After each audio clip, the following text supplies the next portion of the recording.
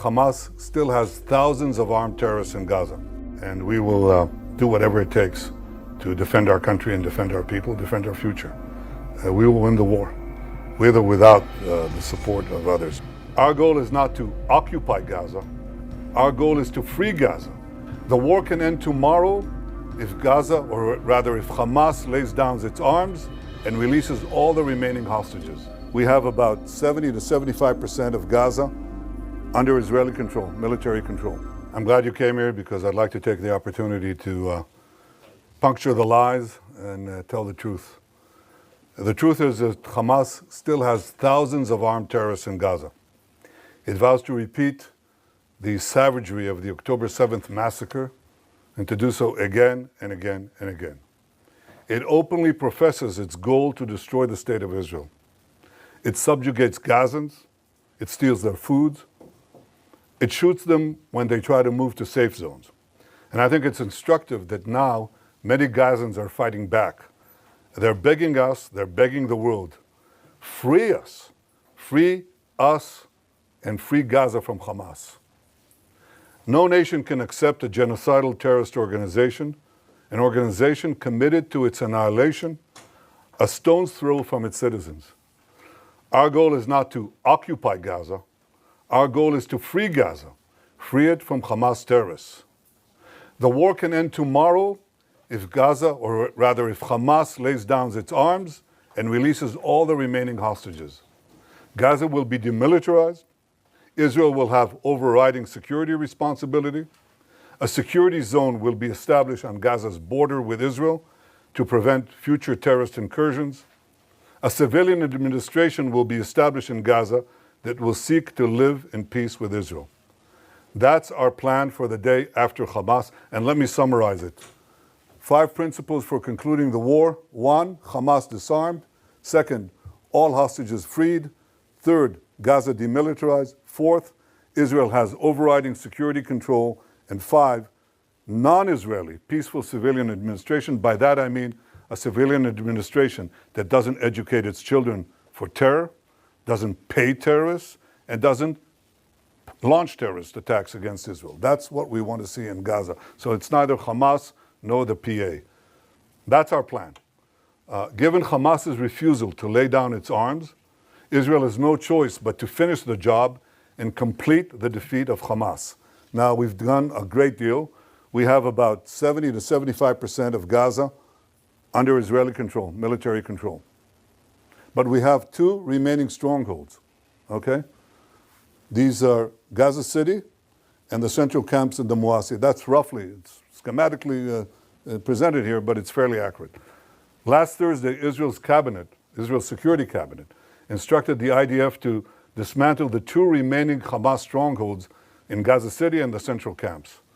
Contrary to false claims, this is the best way to end the war and the best way to end it speedily. We will do so by first enabling the civilian population to safely leave the combat areas to designated safe zones. In these safe zones, they'll be given ample food, water, and medical care, as we've done before. And again, contrary to false claims, our policy throughout the war has been to prevent a humanitarian crisis, while Hamas's policy has been to create it. Since the beginning of the war, Israel has let in close to 2 million tons of aid.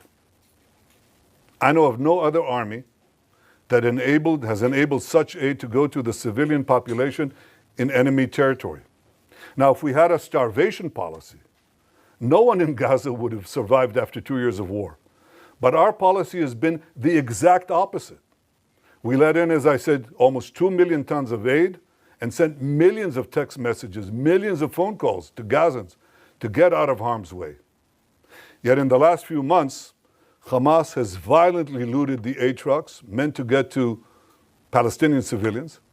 They deliberately created a shortage of supply.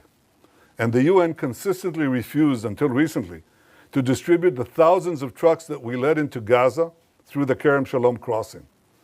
So our problems, we've had tons of uncollected food rotting on the Gazan side of the border because the UN was and still is unwilling to deliver all of it.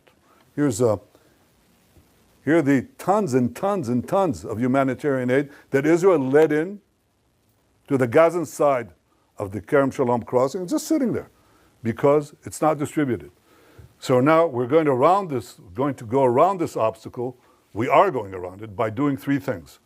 One, can I show this, please? Okay. Designating safe corridors for humanitarian aid distribution. No, that's showing the problem, not showing the solution, but here it is. First, designating rather safe corridors for aid distribution. You can drive trucks there and you'll be safe. Second, increasing the number of safe distribution points managed by the Gazan humanitarian foundations. And three, airdrops. That's airdrops done by the Israeli Air Force, and we're inviting others to join us. The result has been a humanitarian surge, which we're coordinating with President Trump and his team, and hundreds of trucks have gone in recent days. This is preventing hunger, but it's not prevented the global campaign of lies that we have all witnessed. So in Gaza, despite Hamas's obstacles, 2 million people are now getting access to humanitarian aid. But I'll tell you who isn't. The only ones that are being deliberately starved in Gaza are our hostages. This is Evyatar David. Look at his hand, at his arm. He's being deliberately starved by these Hamas monsters. And look at the Hamas captor. Look at the difference. He's eating, and he's eating well. The purpose of this news conference is to puncture the lies and spread the truth, but that distortion has been propelled around the earth, almost the way that the Jewish people were maligned in the Middle Ages. Every massacre of the Jewish people was preceded by massive vilification. We were said to be spreading vermin to Christian societies. We were said to be poisoning the wells. We were said to slaughter Christian children for their blood. And as these lies spread around the globe, they were followed by horrific massacres, pogroms, displacements, finally culminating in the worst massacre of them all, the Holocaust. Today, the Jewish state is being maligned in a similar way. Everything that I told you could be verified easily, but it hasn't. And the international press has bought hook, line, and sinker Hamas statistics, Hamas claims, Hamas forgeries, and Hamas photographs. For example, these three children. The first one is Osama al-Raqub. He is in Italy getting treatment because Israel got him out. That's what he looks like today. He has a genetic disease that damages the lungs and digestive system. It makes it hard to absorb nutrients and gain weight, okay? So Israel facilitated Osama's travel to Italy, where he got the medical aid that transformed his position. The second one is Abdul Qadir al-Fayumi. He suffers from a genetic neurological disorder, spinal muscular atrophy, a degenerative condition that causes muscle wasting, weakness, and severe weight loss unrelated to nutrition. This was the real cause of his frail appearance, not starvation. In fact, he was treated in Israel in 2018. Doesn't help because it's a congenital disease and it defies most treatment at least. The third one is the most celebrated one. This is a New York Times cover photo. It's on the front page of Muhammad Zakaria Ayub and his mother.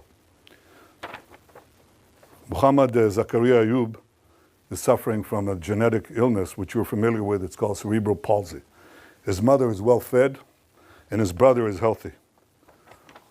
I'm looking right now into the possibility of a governmental suit against the New York Times because this is outrageous. Of course, the correction was postage size. I don't know where it was buried. But this is outrageous. These are the three most celebrated photos, and they're all fake. It's the kind of malignant lies that were leveled at the Jewish people in the Middle Ages. We won't suffer. We won't allow it to go unchallenged, and this is the purpose of this press conference. I hope that you open your eyes to a simple fact. Hamas lies. Now you can ask me any question you want. Thank you, Prime Minister.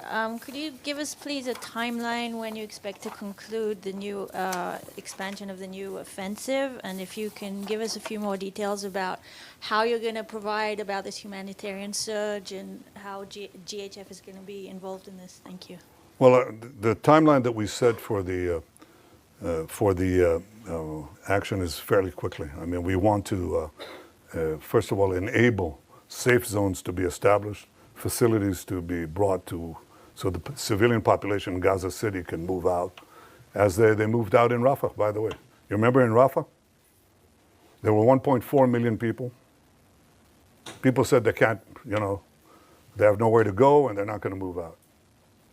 It took us, I think, about 8 days or 6 days to move them, and they all moved. There were practically no civilian casualties because they all left. And they went to the Moassi area that I showed you before on the map. We think we can achieve a similar result that safeguards the civilian population, at the same time enables us to go at the last stronghold, the most important stronghold of Hamas, which we haven't done so up to the war. I mean, we've been there, but we haven't taken it as a goal to dismantle the Hamas stronghold there. We do now. I don't want to talk about exact timetables, but we're talking in terms of fairly short timetable, because we want to bring the war to an end. This is how we bring the war to an end. As far as the surge is concerned, we're talking to the U.S. about additional measures, but we haven't waited. Because what we're doing, as I said, is designate safe corridors, allow, and expand the GHF distribution points, and we're trying to bring in more resources, hope to recruit some international organizations, maybe, God willing, the UN, if they ever decide to actually do something for the Palestinian people that doesn't go through Hamas. And third, increase the airdrops. The airdrops are important, but they're not the most important thing. The most important thing is ground routes that bring aid, a surge of aid to the Palestinian population, as far as we can, without letting Hamas loot it. Second question, yes. Prime Minister, 2 questions. Firstly, why is Israel not allowing foreign journalists into Gaza to report independently? And secondly, President Trump has said there is real starvation in Gaza. Do you disagree? Yeah, on the first question, in fact, we have decided, and I've ordered, directed the military to bring in foreign journalists, more foreign journalists, a lot. There's a problem of assuring security, but I think it can be done in a way that is responsible and careful to preserve your own safety. So the directive has been since, when is it? 2 days ago. From what you're telling me, it hasn't yet been implemented, but it should be, because I think you should see it. And one of the things you're going to see is precisely our efforts to bring in Gazans, to bring in rather food to Gaza. You'll see the trucks that have been entered Gaza and are still waiting to be distributed. You'll see Gazans who are fighting Hamas. We haven't seen it since the beginning of the war. And that's a reflection of the fact that they know that we're approaching the end stage. And these people are, risking their lives and their families, but they say, we can't take it anymore, and they fight back. And the other thing you'll see is physical destruction. And the physical destruction is not because Israel is destroying structures with people in there. That's not what's happening. Israel, in fact, is clearing the population, as in Rafah. But the Hamas terrorists who may stay in those areas booby-trap just about every single building. Not every single building, but a lot of them. And every road, and every street, and every junction, every intersection.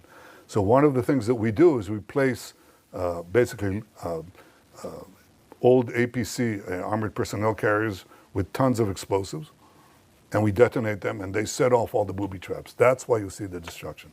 And we do similar things in the tunnels. The tunnels, these terror tunnels, we put TNT in them, and we detonate that after people have left. But they're under buildings, so the buildings collapse. That's why you see destruction. You see destruction not because we go after civilian populated areas, but in fact areas that have been cleared of civilians and are still rife with terrorists. And that's how we've been able to reduce actually the civilian casualties and increase, of course, the terrorist casualties. I very much appreciate President Trump's support through this entire seven-front war, his magnificent cooperation in the battle to stop the existential threat from Iran, his support throughout, and his support now. He says two things. He says all 20 hostages have to be released, and he says Hamas should not be there. And I think that he, like me, he recognized the fact that there have been deprivations in Gaza caused by Hamas. Hamas has been the cause of that. And what we have to do is overcome it. So we're working together to overcome it. Thank you, Prime Minister. Is Israel working, proceeding in the belief, in the understanding that it can and will recover all 20 hostages alive militarily? Or is it proceeding in the belief or understanding that conditions of their captivity, Hamas strategy, will make that impossible? Look, my goal is to get all of the 20 out alive and also all the ones who are not alive.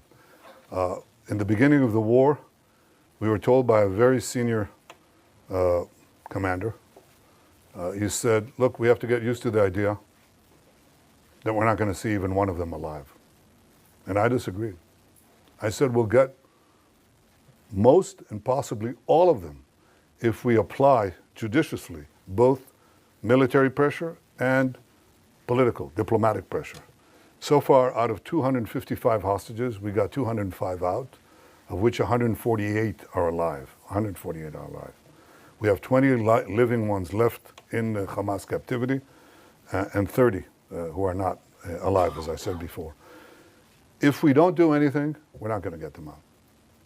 The option of just doing a war of attrition from defensive positions has not proved itself, and I think it will just it won't get them out, but I think it will draw us into a protracted conflict that doesn't bring the war to an end.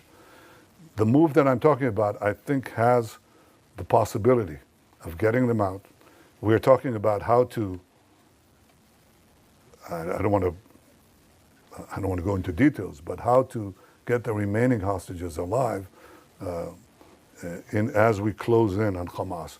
And there are various ways that I think, creative ways that this can be done, but again, I won't go into that now. CNN. Thank you, Prime Minister. Two questions, please. You've just shown the horrific photo of Eviatar David, who's kept hostage in Gaza. We know that the hostages' days are numbered. So how will prolonging the war bring them home? And second question, you stated that Gaza would be passed to civilian governance that is not Hamas and not the Palestinian Authority. Can you specifically identify who this civilian governance would be? Do you have any concrete entities or individuals in mind? And is there a timeline for establishing this administration? Yeah, well, I don't want to prolong the war. I want to end the war. And I think the other suggestions would have prolonged it. We may have gotten maybe a dripping of hostages, even though Hamas showed no willingness to do that. And then they just go on and on and on, and we'd have this endless. Unless you are willing to just say, Israel, capitulate, go out. And even then, I don't think we'll get all the hostages. And if we capitulate, it means that Hamas will rearm, regroup, and carry out all the threats that it openly professes every day, by the way. Every day they say, we're going to do the October 7th massacre again and again, and we're going to destroy the state of Israel. You can't leave them there, So we're not going to do that. So my goal is not to prolong the war. My goal is to end the war. And I think that prolonging the war means that many of them could be starved to death. That's exactly the point. I don't want that. As far as the specific partners for the civil governance of Hamas, we're actually, I think the 5 principles are generally widely accepted. And it's instructive that some of the Arab countries, quite a few of them actually, said that Hamas has to be disarmed. I think this is the starting point. And look at what is happening in Lebanon as a result of our action. The Lebanese government, the new Lebanese government, is talking about disarming Hezbollah. Who would have believed it? Well, some of us did. I did. And that's changing the Middle East, as I promised to do on the second day of the war. I think in this case, if we succeed in this effort to basically end the war by defeating Hamas, its remaining strongholds, there are several candidates There are several candidates that we're talking about, several constructs. And it's a transitional period. It's a transitional authority. It's going to be there because we don't want to, contrary to what I said, we want a security belt, but right next to our border, but we don't want to stay in Gaza. That's not our purpose. At least not my purpose, and I openly state, including to those who disagree with me, and there are some who do. But I think that our goal is to make sure that Hamas isn't there, and that what replaces Hamas does not educate for terrorism, pay for terrorism, launch terrorism, but is willing to live in peace. There are candidates. I don't want to spoil the chances of succeeding here because I think they're real, but they're real providing we finish the job. See, no one's going to go in there if we don't finish the job. We can talk about the day after until eternity. No one's going to go in there unless we finish Hamas, and we're able to finish Hamas. And we will finish Hamas.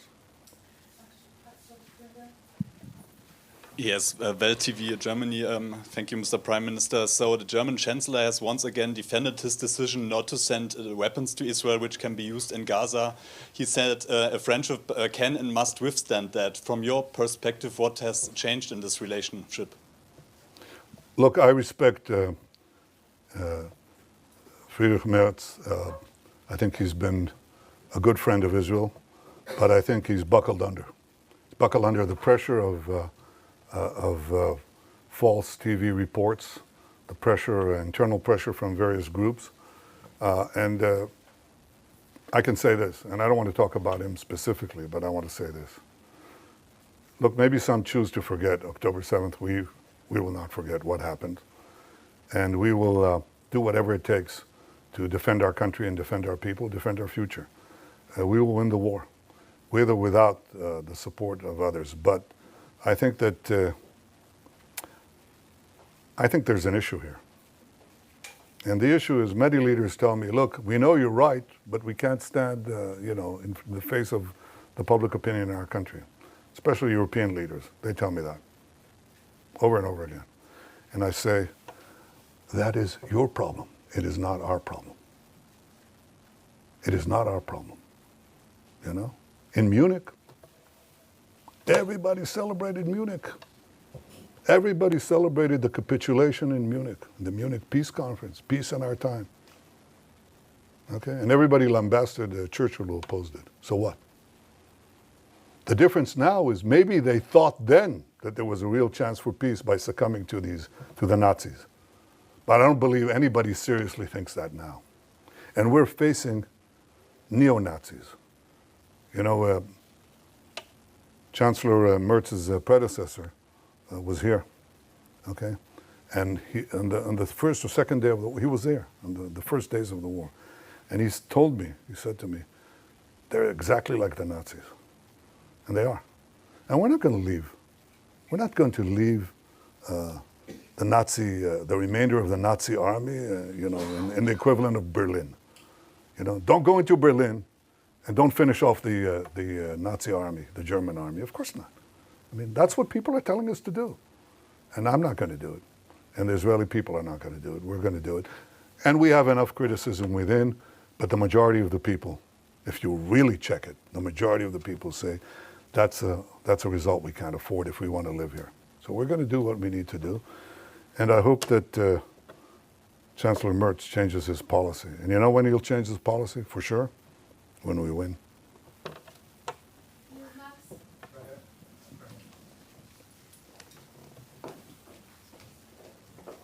Thank you. Thank you, Prime Minister. You talked about the seven-front battle. There's an eighth front, the propaganda war, the information war.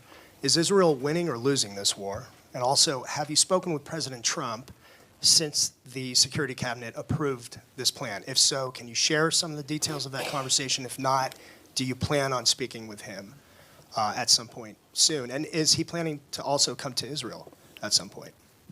Well, I suggest you ask him that. But I haven't spoken to him since next Thursday. Yes, I intend to speak to him very soon. You asked about, sorry, could you repeat the first part of the question? The first part was about the propaganda. Oh, the propaganda war? Well, look, no, I think that we've not been winning it, to put it mildly. I think there are vast forces that are arrayed against us.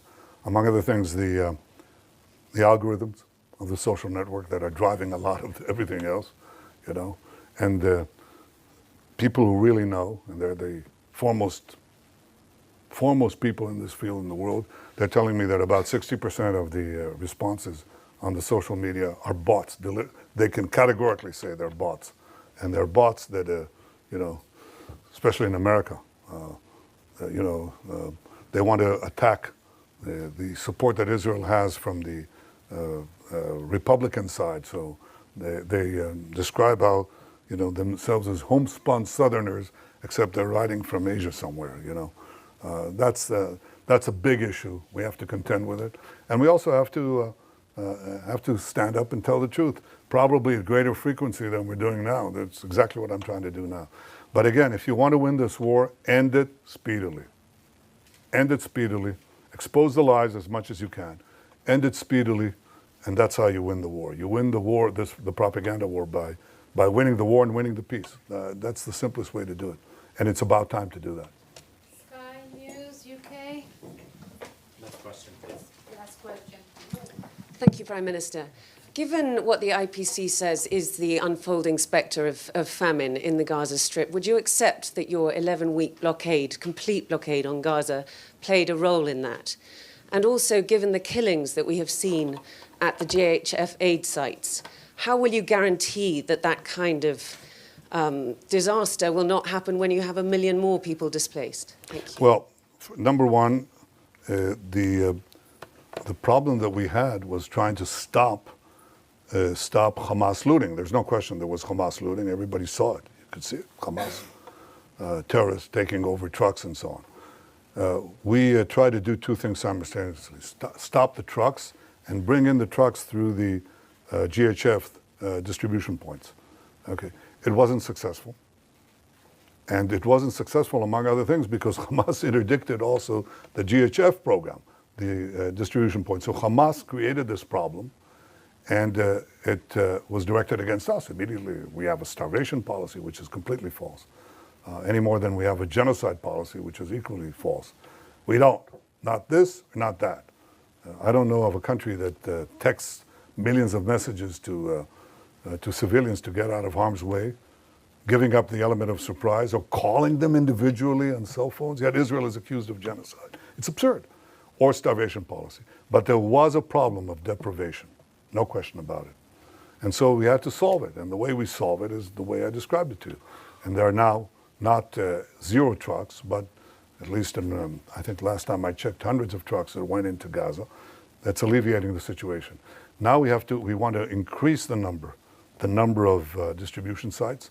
So there's not, basically you answer this problem, or you solve this problem by the law of supply and demand. If you have a lot of supply, if you flood Gaza with food, which some of it will be pilfered, there's no way to get around that, will be looted by Hamas, but you'll have, if enough food reaches the marketplace, so to speak, then you'll see a difference. And you know what the difference is?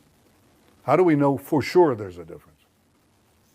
Because we monitor, as any one of you could, the price of food in Gaza. It's plummeted. It's plummeted ever since that we decided to take to do the humanitarian surge. And it'll plummet more if other countries join us. So I called on other countries to join in the airdrops. I actually called them to help persuade the UN to move those trucks. Because every truck that goes in brings down the price of food. That's what happens. And when you have no shortage like that, then you don't have also the crowding around distribution points. And by the way, a lot of the firing was done by Hamas, seeking to have response by our forces, and very often they didn't. They held back. They stayed their fire, even though their own lives were on the line. Yeah. We're done. Thank you, Prime Minister. We're done? We're done. Thank you. Well, I couldn't resist that one. Thank you. Matthew Doran from ABC Australia. Oh, okay. Matthew Doran from ABC Australia. Yeah. You've seen countries such as the UK, Canada, France say that they will support Palestinian statehood in the next short while. You've described that as a reward for Hamas here. Other countries like Australia are also walking down this path, not quite there yet. How much of this is a reward for Hamas, and how much of it is actually countries like those who have repeatedly said Israel does have a right to defend itself, but are now struggling to stomach what they're seeing you and your military doing in Gaza? Well, first of all, those who say that Israel has a right to defend itself are also saying, but don't exercise that right. When we do what any country would do faced with this genocidal terrorist organization that has performed the worst attack on Jews since the Holocaust, I think we're actually applying force judiciously, and they know it. They know what they would do if right next to Melbourne or right next to Sydney you had this horrific attacks. I think you would do it, at least what we're doing, probably maybe not as efficiently and as precisely as we're doing it. We've lost quite a few soldiers in that effort. But that's the first thing. I think that the second thing you ask is Palestinian state. Well, the assumption, the prevailing assumption in this is that the problem that we have with the Palestinians is the absence of a Palestinian state. And if they were given a Palestinian state, they would stop the efforts to destroy the Jewish state. But the Palestinians were offered a state many times, including in the partition resolution, and they turned it down. They were offered statehood by my predecessors with lavish concessions. They turned it down. Because the Palestinians are not about creating a state, they're about destroying a state. That's why they opposed the Jewish national movement to create a state called Zionism. They opposed it before the inception of the Jewish state, and they've opposed it since. They've opposed it when they had the Judea and Samaria, the West Bank, and Gaza in their hold. They didn't say, let's create a state there. They didn't say that. Because again, their goal is the destruction of a state. It defies imagination or understanding how intelligent people around the world, okay, including seasoned diplomats, government leaders, and respected journalists, fall for this absurdity. It's so easy to verify, you know. And look at the PA, okay? Look at the Palestinian National Movement today is divided, okay? Divided between two forces, okay? The Palestinian Authority in Judea and Samaria and Hamas in Gaza, okay? Hamas in Gaza had a de facto state. It had a state. And it used it to launch a war of terror against Israel because their doctrine is that the destruction of Israel should proceed with forceful and direct military and terrorist moves. That's what they did on October 7th. And that's what they'll do again if we don't destroy them. The Palestinian Authority, on the other hand, says no. First, Israel has to be reduced to indefensible boundaries. You've got to get them out with the ICC, with the UN, with the Security Council resolutions, drive them to indefensible boundaries, and then deliver the blow. Because Israel is too strong in its present configuration. These discussions are open, they're held. Anybody, you don't need Israeli intel for it, believe it, okay? You can just scour the web, you'll find it, okay? So they have no difference about the goal. That's why the Palestinian children in Judea and Samaria and the Palestinian children, that is the Palestinian children under the PA and the Palestinian children under Hamas, are educated with exactly the same textbooks. That's why the PA calls its public squares against mass killers of Jews. That's why they have pay for slay. The more Jews you murder, the more you get paid, or your family gets paid. I mean, so that's the crux of the problem. The real reason that this conflict persists is not because of the absence of a Palestinian state, but the persistent Palestinian refusal to recognize a Jewish state in any boundary, okay? Now, when you give them a Palestinian state, when they haven't abandoned the goal of destroying the Jewish state, all you're doing is you're bringing the next war closer. Again, Hamas had a state. You just brought the war closer. And if you did the same thing in Judea and Samaria, right above Tel Aviv, enveloping Jerusalem, some say cutting Jerusalem into two, that's all that's going to happen. You're going to have the radicals again take it over, Iran take it over, and start a state from improved boundaries, start a war with improved boundaries. That's not going to happen. I think the solution to this problem is that the Palestinians should have all the powers to govern themselves in the places where they live and none of the powers to threaten Israel. They should obviously reform their whole education system. They should reform their whole historical outlook and say, all right, we accept that Israel is here to stay, not as a fact, as a physical or geographic fact, but as a fact of historical equity. If they want to live here next to us, they have to stop seeking our destruction. And to give them an independent state with all the trimmings, okay, is to invite a future war and a certain war. And that's something that today the Israeli public forcefully opposes. Before the war, by the way, it was about, third, two-thirds in the overall population. Probably 60-40, or even more, against in the Jewish population. But now it's changed more dramatically. I mean, we had a vote in the Knesset a few months ago about the possibility of, having a Palestinian state, and the result was 99-9. 99-9. And that covers a very broad spectrum. And today, most of the Jewish public is against the Palestinian state for the simple reason that they know it won't bring peace, it'll bring war. To have European countries and Australia march into that rabbit hole, just like that, fall right into it, and buy this canard is disappointing, and I think it's actually shameful. But it's not going to change our position. Again, we will not commit national suicide to get a good op-ed for 2 minutes. We won't do that. Thank you. Thank you very much. Subscribe to One India and never miss an update. Download the One India app now.